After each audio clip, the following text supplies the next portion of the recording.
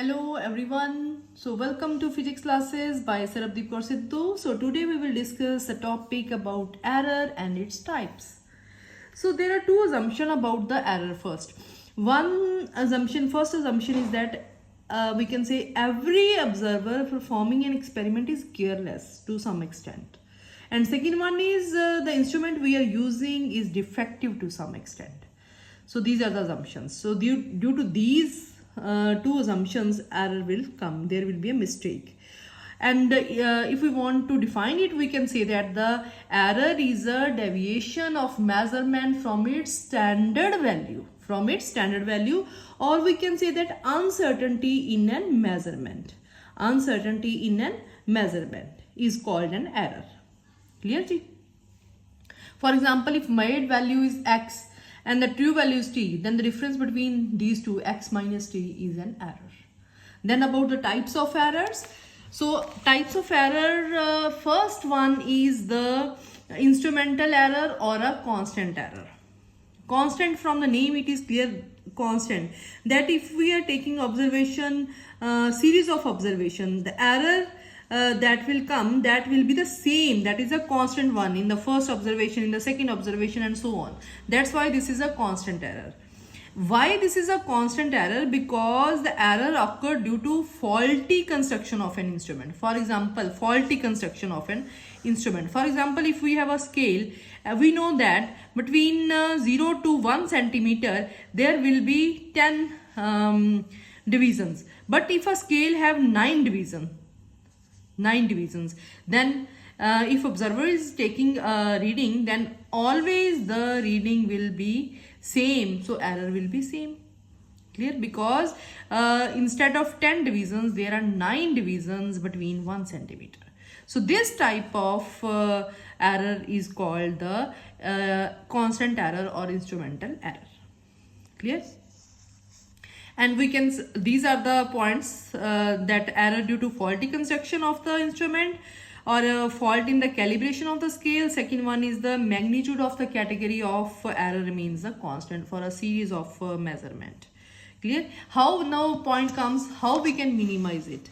How we can minimize it? By taking reading with the help of number of instruments. So first we take the reading by one scale, then by another scale, meter scale, then by another meter scale. So in this way we can reduce this, minimize this type of error. Clear? Second one is the systematic error.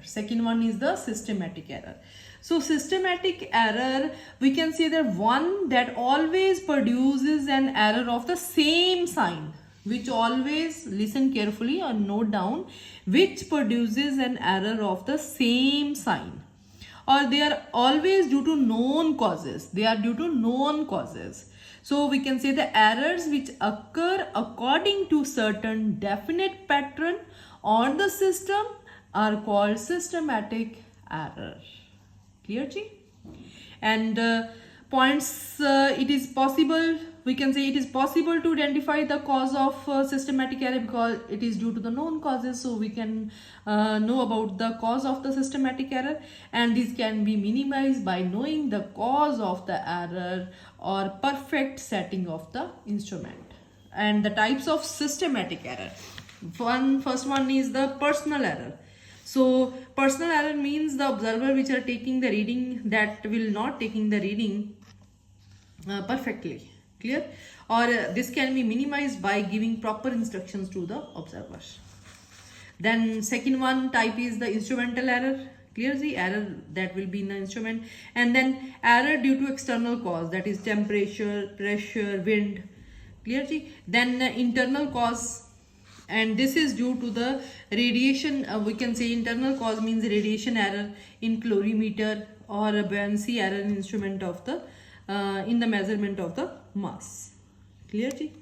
Or we can say the expansion of a scale due to increase in temperature, that is the external cause.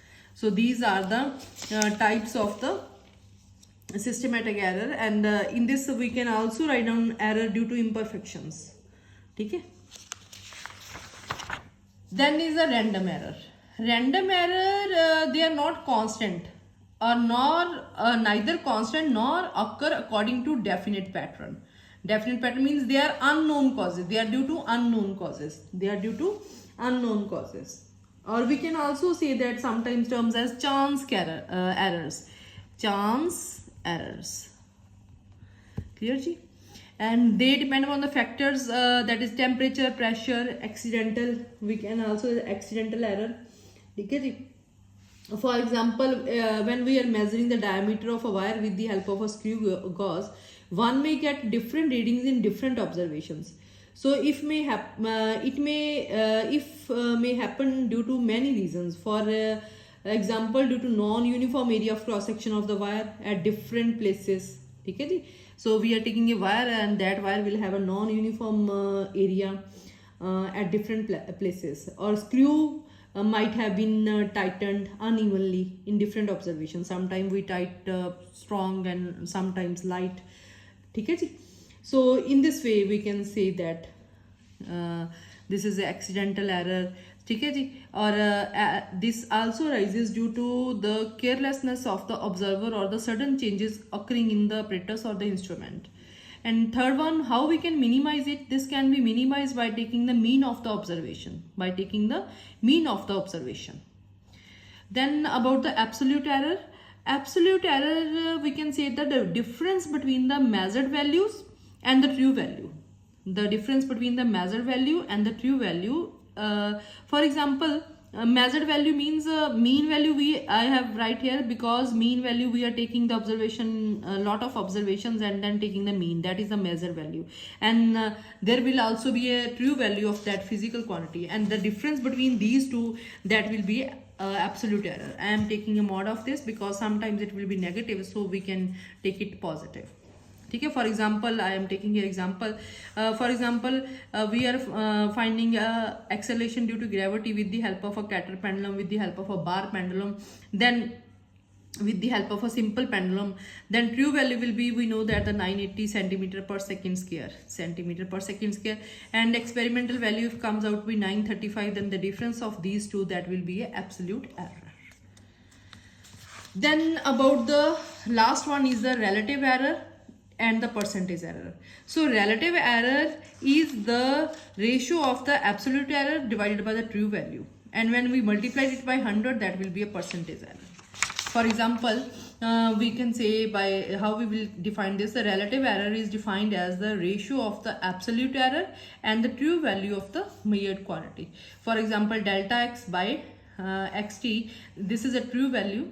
For example, if we have a acceleration due to gravity we are finding, and 980 is the true value, so absolute error is 980 minus 935. 935 is the experimental value. Then the division of these two, that will be a that is 35 by 980 minus 935, that is 980 935, that is 45.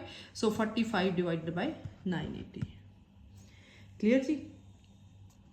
So this is the you can say absolute error, and when we multiply this by 100, that is 45 by 980, that is a relative error, and multiply it by 100, that will be a percentage error. Thank you very much.